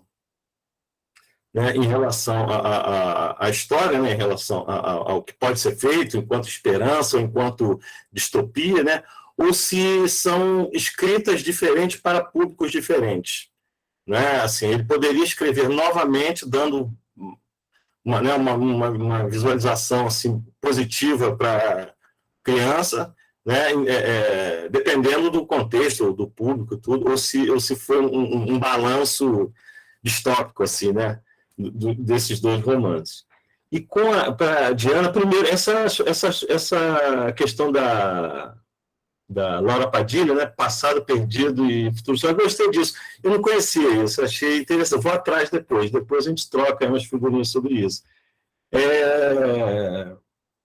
Com relação à pós-memória, você citou memória, né? Quer dizer, a gente... deslocando para a memória da questão da literatura, né, normalmente são traumas que são passados de pais para filhos, né, esse movimento vem um pouco em função de já ter muito poucas pessoas vivas presentes, né, com relação ao Shoah, né, então, assim, me ocorreu uma coisa curiosa, porque o Ondiak, na verdade, ele tem um parentesco artístico, né, muito sólido, com diversos autores. Ele dialoga com o Luandino Vieira, com Pepe Tela, com Manuel Rui, com a Paula Tavares, com o Rui Duarte. O texto dele é carregado dessas conversas. Então, eu não sei se a gente poderia chamar, enfim, essa experiência no campo da arte de uma espécie de pós-memória, ou seria ele cotejando com as notícias, ou com a realidade, ou com o que ele soube, com a história que ele soube que se passou com o povo dele, né? E com relação àquela questão da aura da arte como única, né? Eu queria só comentar que eu lembrei do Ederson no ano passado. O Ederson me abriu assim, uma fronteira enorme, porque ele colocou uma questão, se eu não me engano, foi alguma peça, alguma apresentação da Maria Bethânia, que é intercalar peças e poesias e tudo, que ele propôs que, além da curadoria, teria uma autoria naquilo, ou seja, na organização daquelas, né, daquelas obras prontas. Né? E se a gente for no Compagnon que radicaliza, que diz que tudo está entre parênteses, tudo são citações, né? Tudo que se escreve são citações em cima de citações, tudo, né? Então, eu acho interessante, porque essa questão do inédito, né, da obra de arte, né, ela tem a ver também com uma rearrumação do que já estava aí, mas a gente não percebeu daquela forma. Né? Então, seria isso. Obrigada, Renato. Como você fez várias perguntas, eu acho melhor, né, cada um responder, senão a gente vai perder um pouco essa memória, esse fio aí. Né? Então, eu vou deixar que o pessoal responda antes da gente pegar novas perguntas. E acho que a gente pode seguir a ordem da apresentação, né? Diana, Elis, Isabela e, por último, o Lueudo.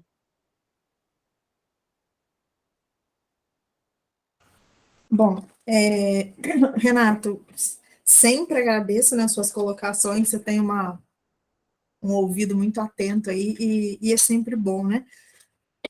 Bom, quando a gente, esses conceitos que eu falei da Laura Padilha, eles estão num texto dela chamado Novos Pactos, Outras Ficções. Depois a gente conversa. E essa questão da pós-memória, eu sabia que ia render, e assim, eu quis jogar a roda mesmo, porque eu quero falar sobre isso, eu quero entender melhor sobre isso, então fiz de caso pensado.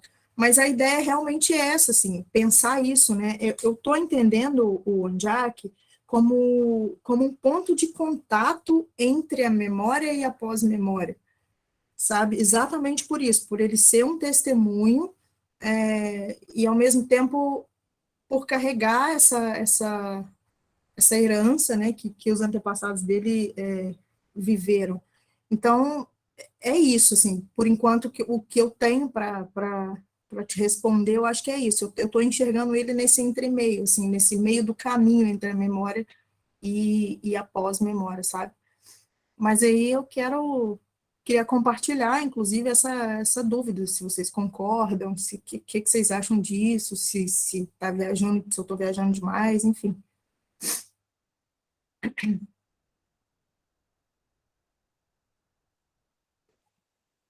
Vamos lá.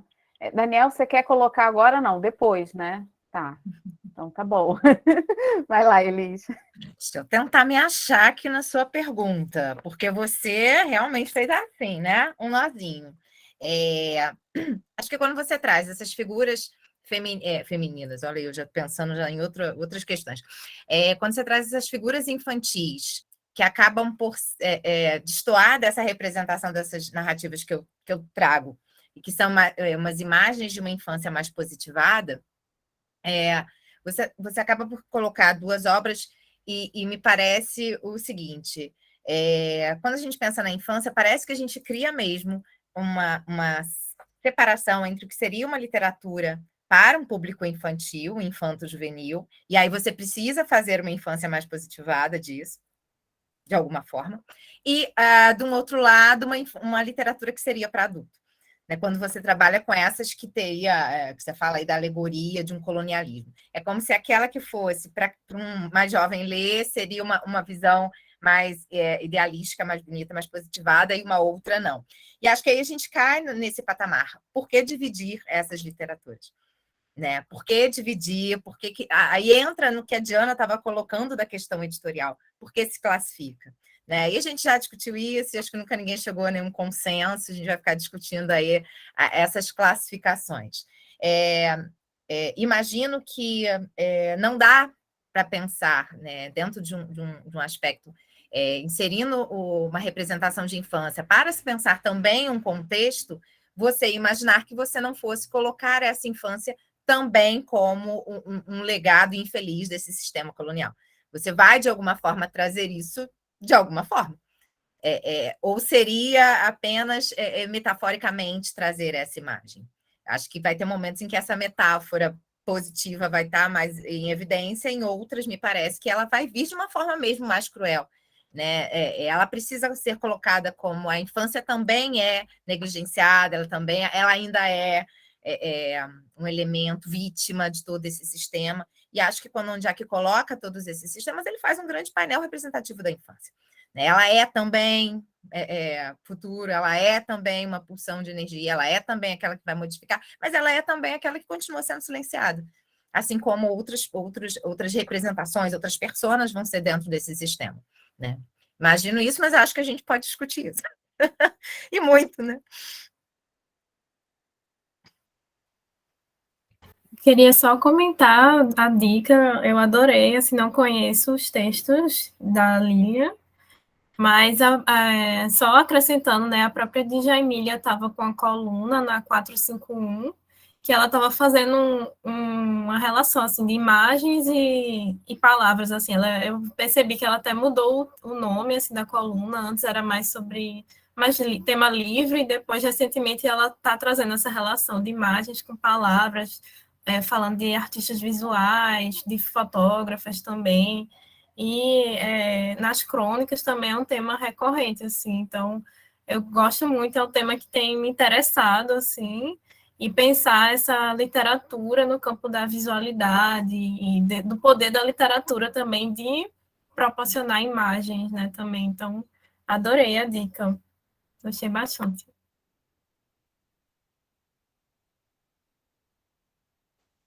Wildo?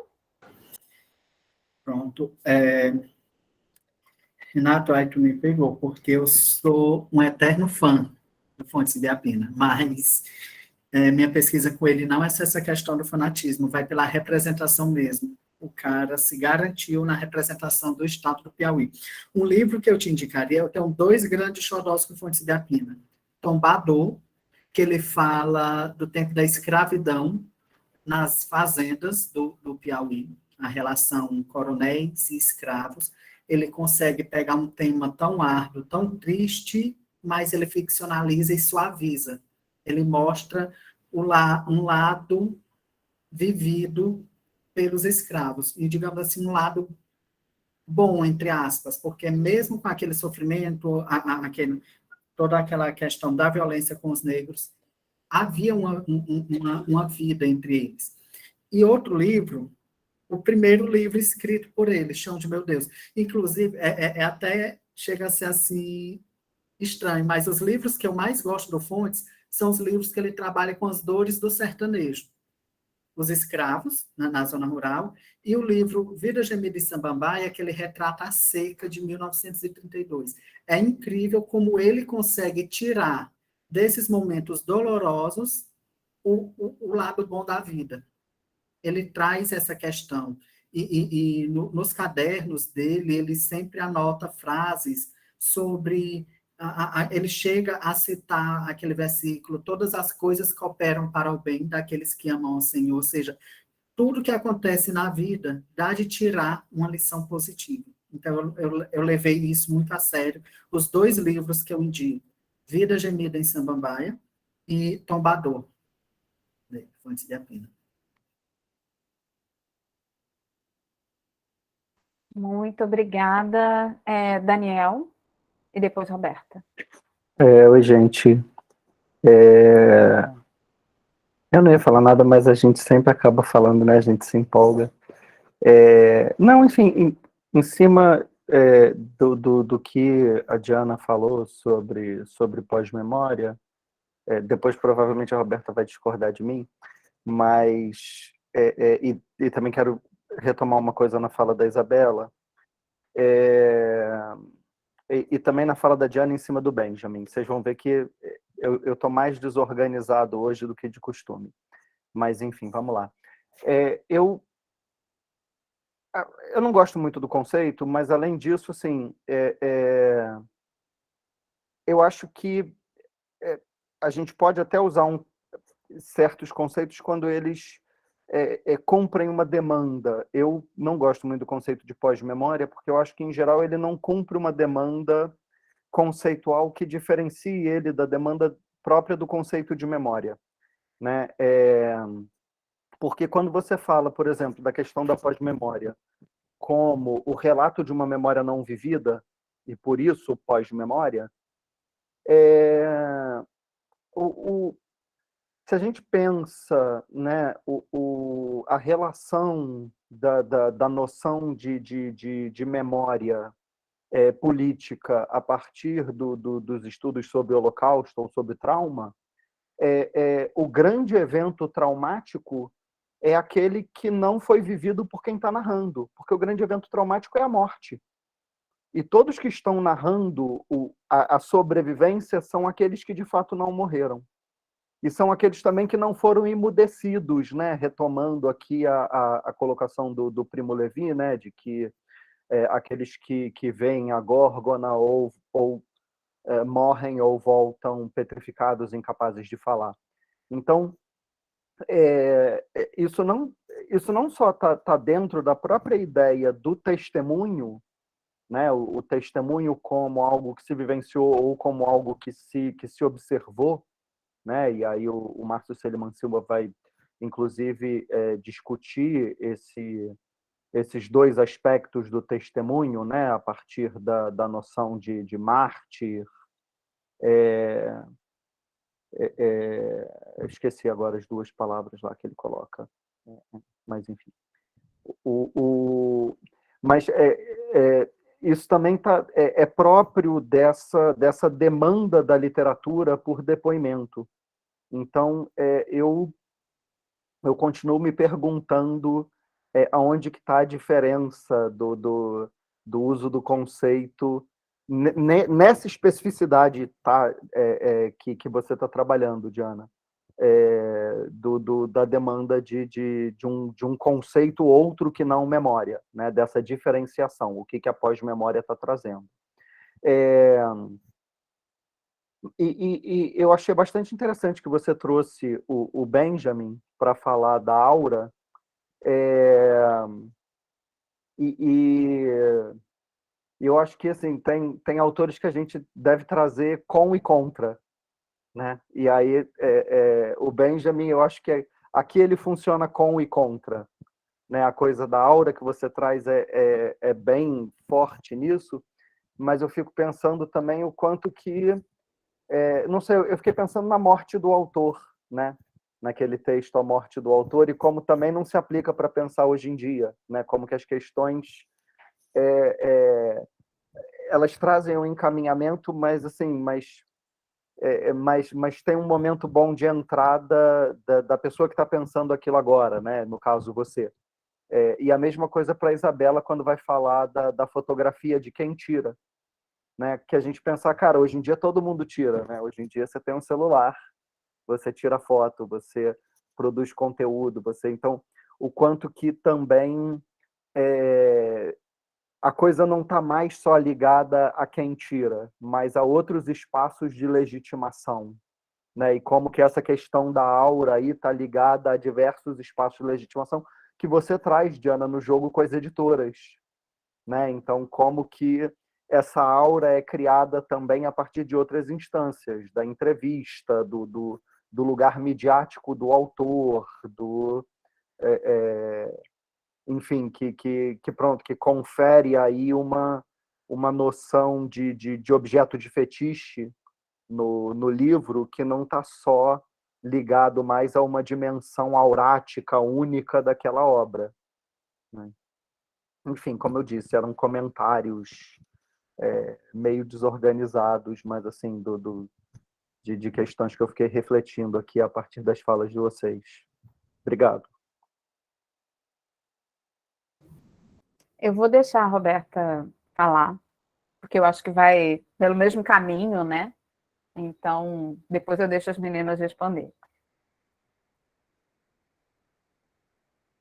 Rapidinho, só peço para vigiarem o tempo, senão não dá tempo da resposta, tá? Liga o Você está no microfone. mudo. Obrigada.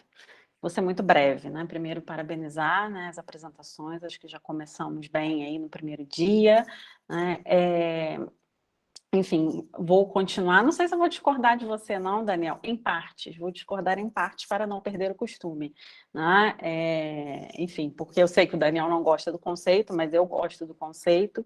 Eu só diria para a Diana que eu não sei se ele efetivamente cabe, principalmente quando você coloca esse lugar intermediário, né? Eu acho que o conceito ele está muito bem estruturado em torno de questões geracionais, né? E da forma como você está fazendo, né, essa leitura, e até quando, né, o Daniel coloca, né, problematizando o conceito, né, se a gente for ler o conceito unicamente como relato de memória não vivida, isso já entraria em torno da questão da memória coletiva, do próprio conceito da memória coletiva, né? Então, pensar a questão geracional no ONDAC, né, nesse sentido, inclusive pensando a questão dessa escrita, né, otimista de uma nova geração, ou seja, dessa geração que nasce depois da independência, que começa a publicar, né, no caso dele, já nos anos 2000, né, e pensando no recorte que ele faz para as obras, né? Então, é essa questão que eu estou pensando aqui da pós-memória, né?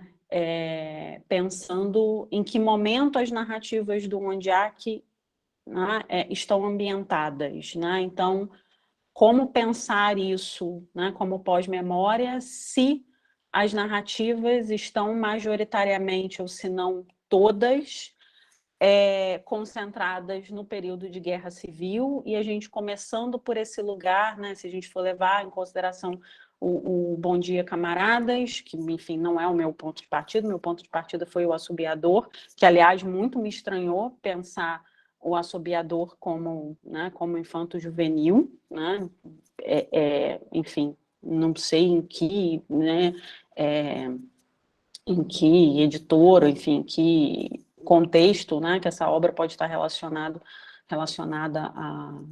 à questão infanto-juvenil, né? Mas se a gente pensar nesse recorte em que as obras majoritariamente, né, se passam no contexto já de guerra civil, ou seja, um contexto vivenciado, né, de que forma for, né, pelo autor, como é que a gente vai operacionalizar o conceito de pós-memória, né, do lugar de onde ele, né, ele está situado, que é uma questão geracional, né? O outro comentário pensando nessa questão editorial, estou lembrando daquele evento que a gente foi lá no Chile, que, se eu não me engano, foi em 2016, né? Que é essa questão do nome na capa, enfim, né? Foi uma questão que gerou bastante debate na minha fala. Pensar, por exemplo, quando você pega um livro como Assobiador, pensar na diferença da edição. Nossa, agora é aquele momento que você entrega a idade, né? Ainda bem que eu não estou velha sozinha, porque o Ondiak vai junto nessa. Mas, né, eu trabalhei com Assobiador na iniciação científica, né? Então, lá no início dos anos 2000, a edição da Caminho, né, ela tem um padrão de capa, né, em que, inclusive, o nome do Ondiak está em cima, mas ele está menor do que o título do romance, né, da novela. E a última edição, né, enfim, o Ondiak está desse tamanho e o título, né, menor. Mas se a gente vai para a edição da Palas aqui, já está um do lado do outro, né? O Ondiak na frente, o Assobiador depois, mas está um do lado do outro, na mesma linha, né? Então, acho que tem questões aí dessa política editorial que passam, inclusive, por uma questão que o João Melo publicou, acho que anteontem, no Instagram, falando sobre como a recepção das literaturas africanas no Brasil passam por uma política editorial que é necessariamente portuguesa, né? Ou seja, como nós ainda estamos, em termos de política editorial, no nível de colonização que os escritores africanos de língua portuguesa nos chegam de alguma forma depois de passarem pela Caminho, né? Ou ainda ou são publicados aqui em editoras parceiras, né? Então, acho que são questões aí que a gente precisa também pensar, né? Para não me alongar, né? Elogiar muito o trabalho da Elis. Elis, gostei muito do seu texto, tá? E também o trabalho da Isabela, que eu conheço mais de perto, né? Então, acho que tem um avanço aí desde a última vez que a gente teve, né, contato com essa questão da fotografia, que eu acho que você traz aí no final do seu trabalho uma relação muito interessante, que é pensar como que as fotografias do âmbito pessoal, né, aparecem de forma narrada, né, para as únicas duas fotografias que aparecem mais ao final da narrativa, que não tem nada a ver com esse contexto, que é o contexto íntimo, né, do espaço da fotografia. Então, acho que essa é uma questão bastante interessante na sua abordagem. Pronto, Renatinha. Só antes de passar a palavra para os meninos, eu coloquei assim a minha mãozinha, né, para ninguém dizer que eu estou aqui utilizando do meu poder autoritariamente. Assim, Diana, eu acho que a principal questão aqui é a gente pensar pós-memória em relação a quê? Né? Nenhum conceito vai ser usado indistintamente. Então, assim, se você está se referindo à guerra de libertação, aí eu posso falar de uma memória herdada, eu posso falar da influência que os pais vão exercer sobre essa construção da memória pessoal da criança. Mas no caso da guerra civil, não é uma pós-memória, né? Ele está vivenciando. Então, eu acho que a gente, antes de detonar o conceito, ou antes de abraçar o conceito, é pensar mesmo em relação a quê, né? a pós-memória, ou a memória geracional, ou a memória social, seja qual for o conceito que você vai utilizar, ele tem que ser direcionado a um evento histórico. Então, é isso que vai determinar qual é o conceito mais adequado ou mais favorável para a tua análise, né? Mas vou deixar vocês falarem aí.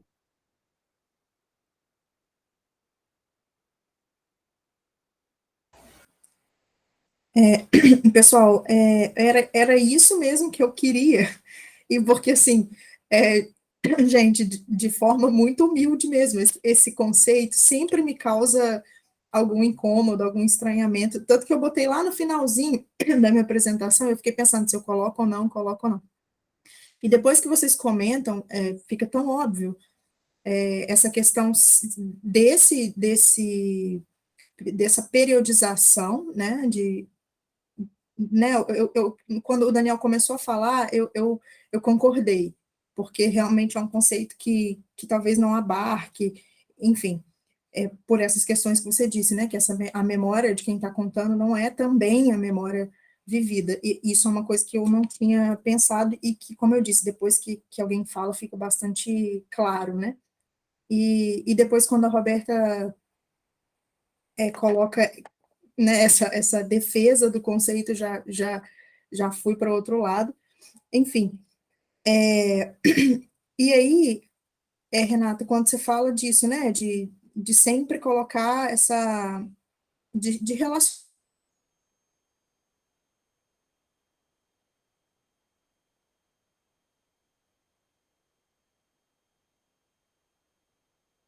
mesmo se eu estiver me referindo ao período de luta pela independência, né, um período anterior ao Onjak, vocês acham que isso cabe ou ainda não vai dar conta de abarcar diante disso que todo mundo falou agora? Acho que aí é uma questão de argumento, né? Que argumento você vai usar para defender o uso do conceito? Enfim, não dá para dizer nem que está certo nem que está errado. Sim, Pelo menos eu estou dizendo, né? Uhum. Não, o meu medo é só assim, de estar muito viajando, sabe, parecendo forçar um conceito para enfiar um conceito ali no negócio. Era só isso, mas assim, vocês acham que é possível falar em pós-memória, se eu estiver me referindo ao período pré-Onjak, vamos dizer assim? Ou ainda é muita forçação de barra, não sei. Agora eu vou bancar a orientadora, né? Vou dizer, eu vou ter que ler primeiro. Eu acho que você tem que se perguntar o porquê que você está convocando esse conceito. Se ele é realmente essencial para o que você está querendo analisar. Né? E eu acho que uma outra questão em relação a esse conceito, Renata e eu participamos de uma banca não tem muito tempo, né, em que nós conversamos sobre isso, né, que eu acho que há uma confusão também em relação ao conceito quando se pensa a perspectiva autoral e a perspectiva da narrativa. Né? Então, assim, você está colocando o escritor dentro dessa questão geracional, e aí você está pensando exclusivamente o lugar do escritor dentro de uma perspectiva autoral, ou você está pensando como que esse conceito pode ser utilizado na narrativa, como a questão da memória, né, está presente, né, na narrativa. Né? Se a gente for pensar, sei lá, o diálogo do menino com o camarada Antônio, lá no início do Bom Dia, Camaradas, a gente vai chamar isso de pós-memória? É um diálogo. Né? A pós-memória não é só a gente pensar na questão geracional, existem vários outros conceitos que são desdobrados a partir do conceito de pós-memória para pensar a questão narrativa. Então, eu acho que a resposta para você aqui é pensar por que você convocou o conceito. Se ele, de fato, né, já que você mesmo está dizendo, será que não é forçar? Né? É isso. Lê o pessoal que discorda do conceito. Lê as críticas.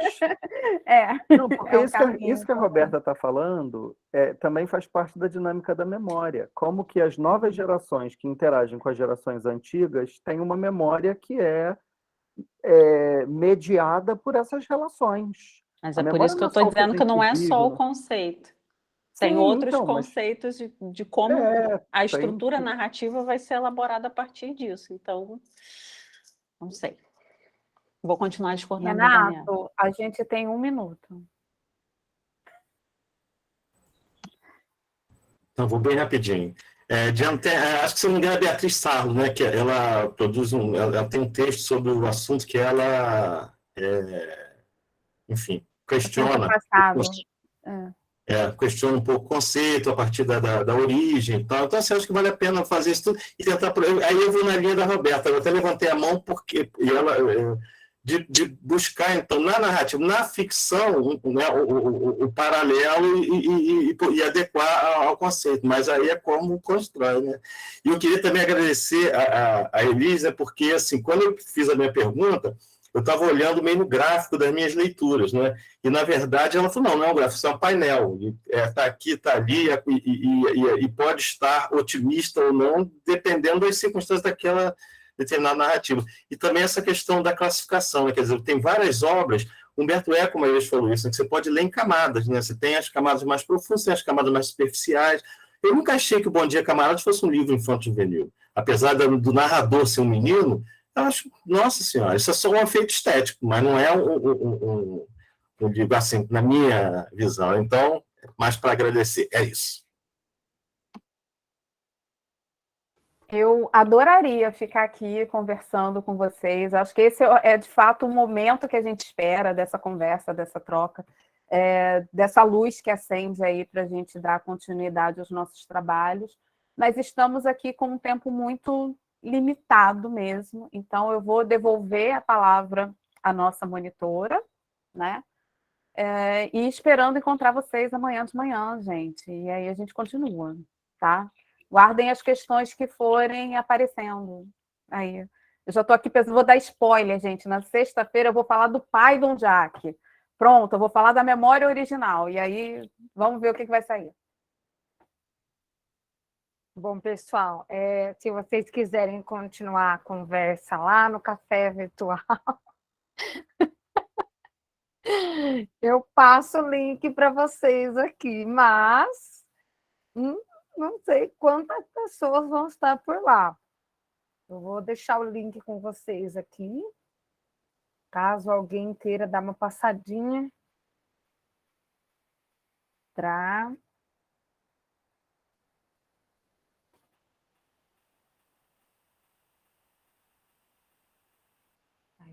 Quem ainda não entrou, assim, pode fazer experiência de ver como é que é a multidão. Pode ir lá, dar uma olhadinha, ver se encontra algum colega para conversar. Pessoal, eu vou encerrar então a gravação, tá? Muito obrigada, viu?